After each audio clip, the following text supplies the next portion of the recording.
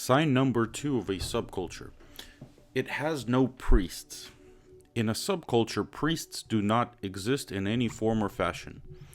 But in a subculture, there is a hierarchy, and this hierarchy consists of certain heroes, idols, role models. In fact, in a subculture, there's no specially trained teachers of any kind. No one puts it up on themselves to teach anyone anything. No one explains or imposes anything.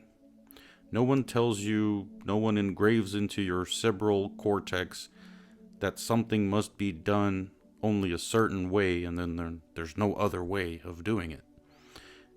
In fact, if a representative of a subculture, say a hacker, a skinhead, or a gamer, starts to do something that's described above, the reaction can be quite sharp, such as go F yourself. And tell all that BS to others. I'm not interested. That's how someone would answer. This person just has a different opinion, and who cares about his opinion? Let's say I personally think that the Ozaki 8 from the movie Point Break should be done in reverse, backwards. That's my idea. And if someone doesn't like that, then that's your personal problem.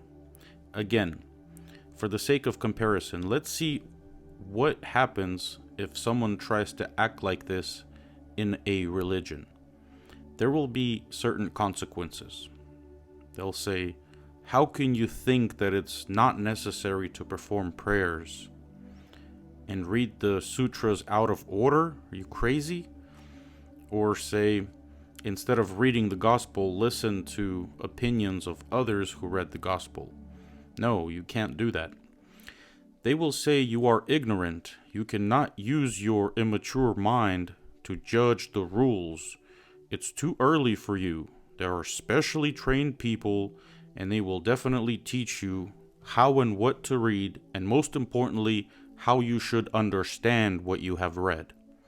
Which is not always necessary, by the way. And in a subculture, such scenarios are excluded. There, no one cares of who thinks what, of who and what and why about something. That is, if some biker thinks that being a biker is riding on the front wheel of your motorcycle with your ass up in the air, and he thinks that that makes you a biker, he has the right to do so and to think so. And even though a lot of people will laugh at him, but this does not change anything. He still has his own right to do it. Period.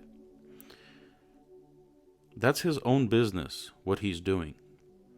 And even if hypothetically something like this happens, oh, so you don't ride on the front wheel with your ass up in the air? Well, you are not a biker. The reaction will be quick and simple. Go screw yourself, pal. Another example, someone says, why are you 3 riding on a motorcycle at the same time? The answer, we are riding around, the 3 of us, on this motorcycle looking for number 4, and that's you. We've been riding around like this, specifically looking for some idiot to tell us that we're doing something wrong so we can kick his ass. That's what we're doing, pal. These examples are to demonstrate that in a subculture, no one owes you anything, and you don't owe anyone anything. People are in subcultures not because they are sinful or because they lack something in life. No. People are in subcultures because they have their own views, their own doctrine. And secondly, they want to be in a circle of like-minded people. Therefore, a biker, for example, at any given time can simply get on his bike and leave. Imagine, he was sitting there drinking a beer at the bar, and all of a sudden, without explanation, he just got up and left because he got tired of drinking the beer, and he just wanted to ride his bike.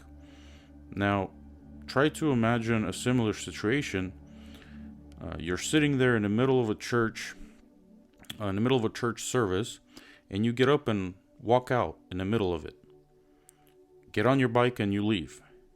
There will definitely be those who will start to explain to you later on that this is not acceptable, this is disrespectful, and so on. In a subculture, people really don't care. Nobody cares about you. You are responsible for yourself, like everyone else. You proclaimed yourself to be a biker, and now you're riding around the city, weaving in and out of traffic. It almost seems like someone is chasing you and trying to kill you. Well, that's your right.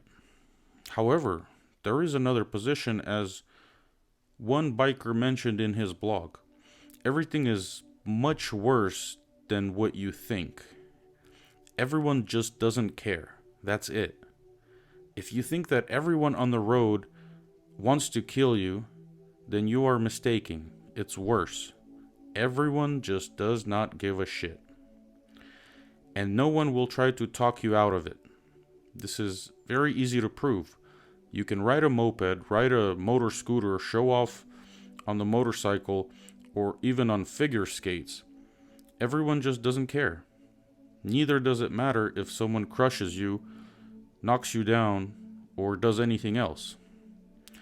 Although there are definitely opinions in subcultures that have a level of importance, and these opinions are of the idols of a particular subculture.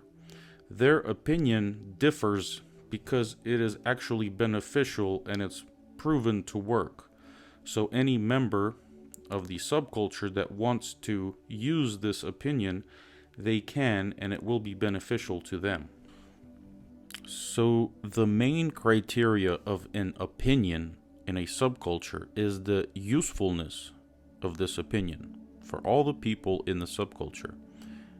And if the person's opinions are useful, they will listen to them. And if his opinions are useless, that person may receive some backlash within the subculture. In most cases, we do not see that a member of a subculture recommended something just because, just to do it, just to say something. An instance, just pray and everything will be fine. And someone takes this opinion, starts walking home and praying, then gets stabbed before entering his house and robbed. For giving this type of advice, something may just happen to that advice giver within a subculture. They will say, "You told that man that everything will be okay if he prayed. Now he's dead." Is that the meaning of okay in your world? And if he answers, "Oh, that man's thoughts were not pure," that type of answer is not gonna fly.